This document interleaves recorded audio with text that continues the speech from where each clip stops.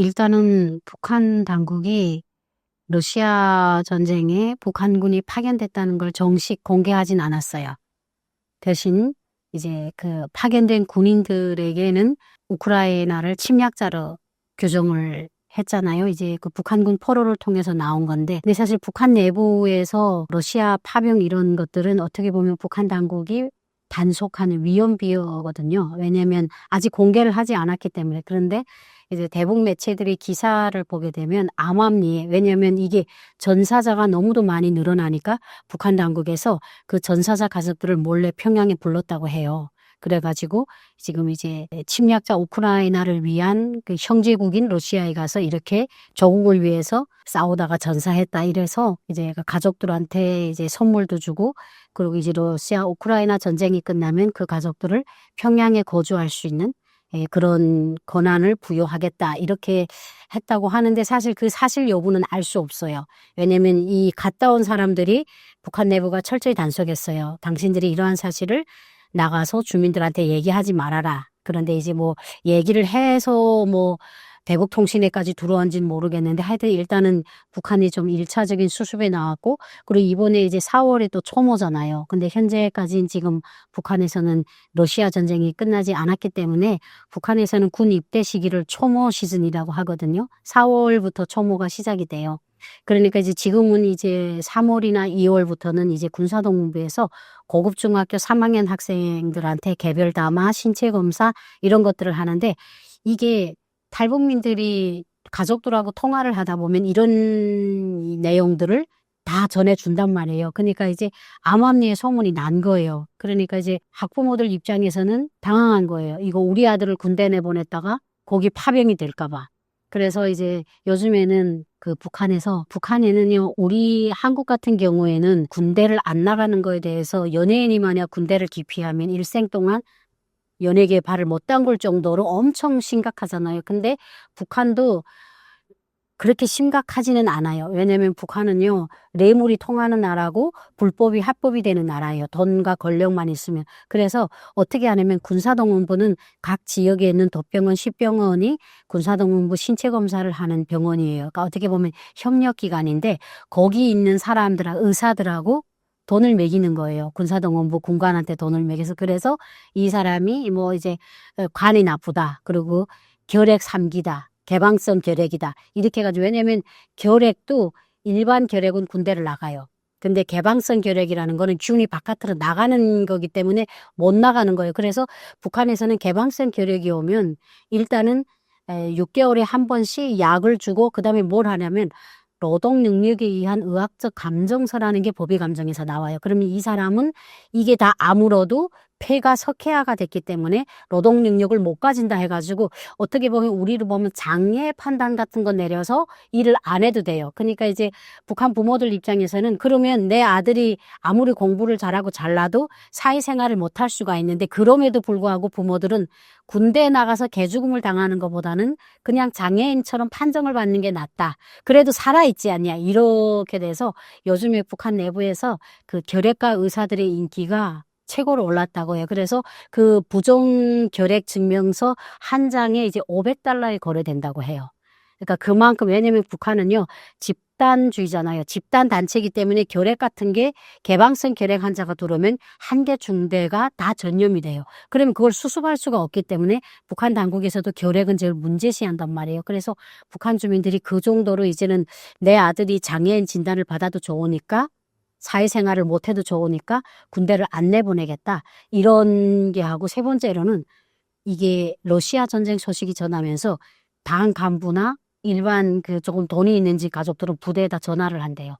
우리 아들이 실제로 지금 부대에 있냐고. 왜냐하면 북한 당국이 가족들한테 알리지 않고 군대들을 러시아에 파견했어요. 그래서 그 포로병도 그러잖아요. 자기가 10년을 군복무에 했는데 부모들을 한 번도 못 봤다고. 그게 사실이에요.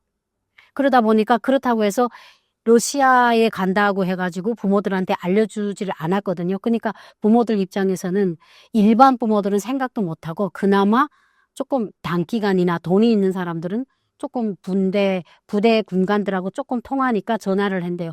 우리 아들이 진짜 병실에서 잠을 자고 초소에 있냐고 확인해 달라고. 그러니까 그 정도로는 이제는 북한 주민들이 엄청 예민해진 거예요. 근데 그것도 그럴 만한 이유가 있는 게 북한에도 이제는 저출산이에요. 북한이 출산율도 1.9예요.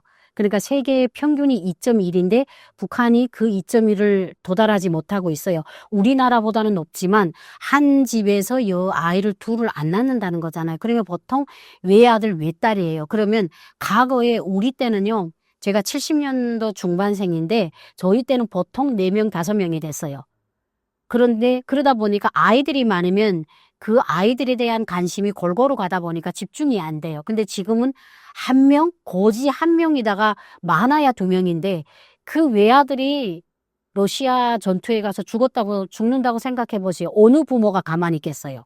그러니까 이제 북한 주민들도 그만큼 지금 좀 많이 예민해진 그런 지금 상황입니다. 북한군의 전사자에 대한 소문 때문에 민심이 굉장히 예민하다고 하는데 사실인가요? 그런데 이제 북한도 사실은 이게 정말 북한으로 말하면 이게 골칫거리인 게 이제는 과거의 북한 주민들의 민심이 아니란 말이에요. 그러니까 지금의 북한 주민들은 물론 북한 당국의 그런 독재가 무서워서 움츠리지만 과거처럼 순종한다기보다는 순종하는 척을 하거든요.